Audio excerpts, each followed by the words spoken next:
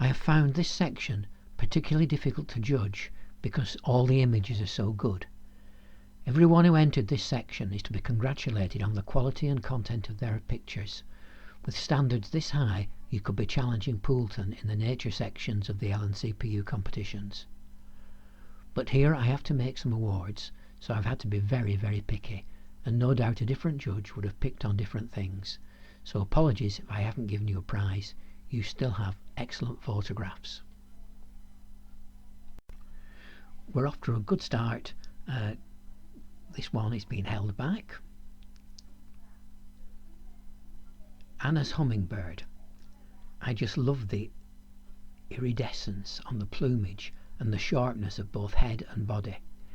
I strongly recommend a square format to remove some of the out of focus background and to improve the pictorial aspects of the image. There really isn't anything to criticise in this photograph, except that in competitions it's going to lose out to more pictorial compositions.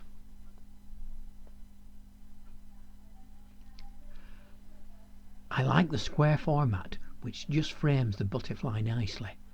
Perhaps a wee bit tight, but that gives it a bit of tension.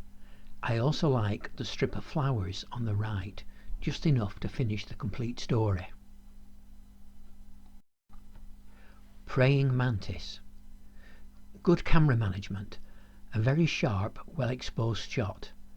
I suspect this was a captive animal kept in a tank with an appropriate background for photographer, but none the worse for that. Foxglove. I think you need to have been a bit closer to eliminate the distractions in the background, particularly the bright highlights in the right, and then to emphasise the length of the stems, crop either side to make more of a vertical letterbox format. Giant owl butterfly is held back. European roller with beetle. Everything about this photo is technically excellent, but I don't like the inclusion of the stick in the bottom right hand corner. Crop to a square and remove the bent bit of branch. Hairstreak butterfly. This needs cropping to make the butterfly much bigger in the frame. There is a dot just below its tail that looks like an oil spot on the sensor. Once seen, I can't forget it. It's mine is held back. 3 curlews. I like the way you've caught the 3 birds. It makes for a good natural composition. They do, however, look over-sharpened, and I think the blue shadows need desaturating to black.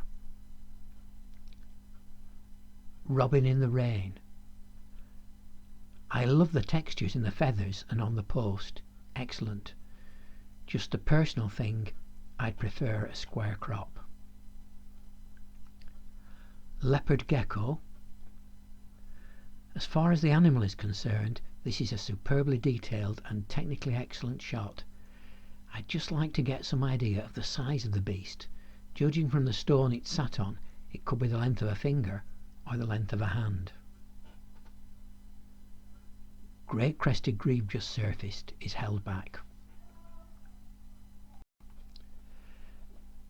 Icy lunch. Because of the colour and brightness of the flower, the insect takes second place visually.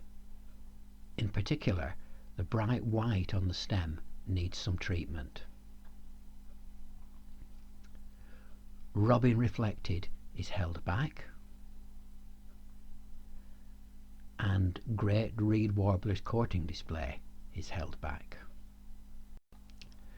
Nocturnal hairy caterpillars.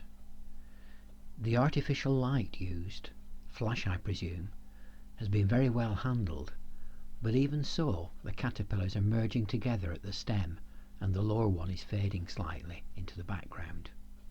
Nevertheless, a challenging subject very well handled. Kingfisher resting is held back. Red fox. The colours on the fox really stand out, and I like the softness of his coat that you've captured perfectly. However, I think he's too central, and a crop from the left to put his face centre frame would strengthen the image. Rare little bitten in classic pose is held back. Right, now we come to the commended images.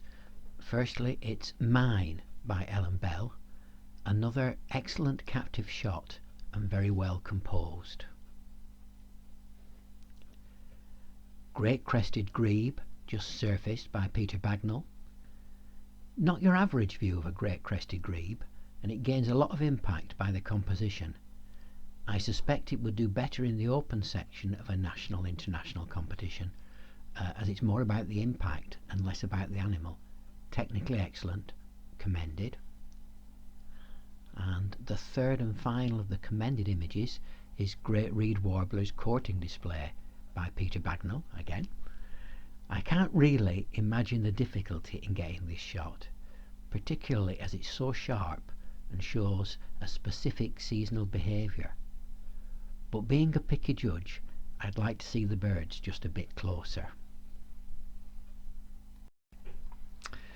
We have two highly commended images. The first is Giant Owl Butterfly by Mags Carr.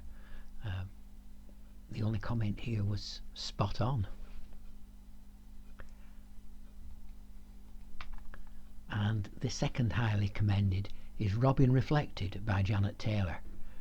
Perfectly calm day, perfectly in focus, both the robin and the reflection.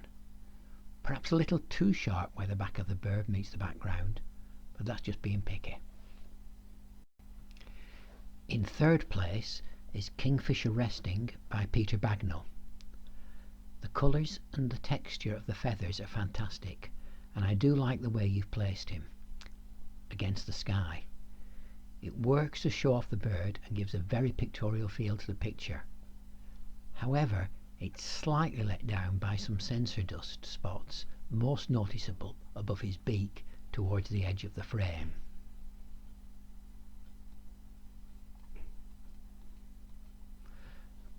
In second place, it's Painted Lady Butterfly by Chris Hellier.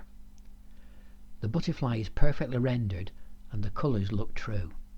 The antennae closest to the camera is slightly soft, but it doesn't matter at all. The purple flowers are a great background. They do not distract from the subject at all. And in first place, Rare Little Bittern in Classic Pose by Peter Bagnall. No crits at all.